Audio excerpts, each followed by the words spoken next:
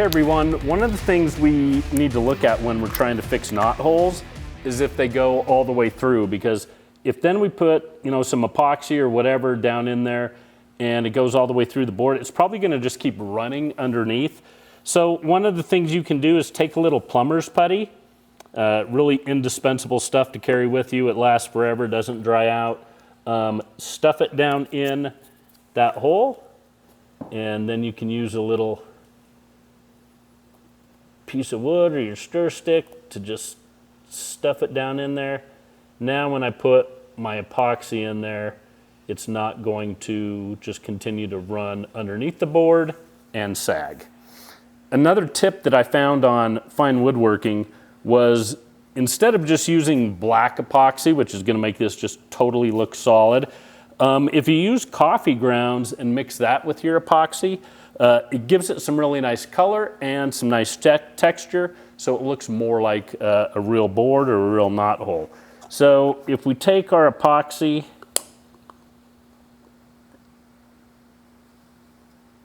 and I'll mix a little of that up here, and then taking our coffee grounds,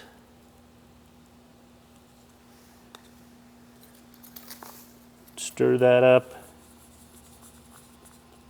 and then just spoon it out into this area. And I'm going to even take it down this smaller crack that's extending out from the main knot hole, just making sure I get enough on there so that it completely feels. Let's come back after a while and we'll see how that looks with coffee grounds and epoxy. All right, everyone. Hey, we're back. Our epoxy combination with the coffee grounds is dried here.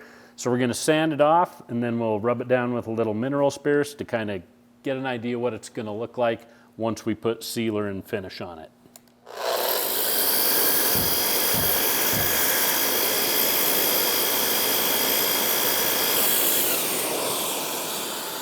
All right, so a little mineral spirits, and we can rub that down and see how our epoxy and coffee grounds filled this in real nice. From my position, I can see a little bit of texture and stuff that the coffee grounds added.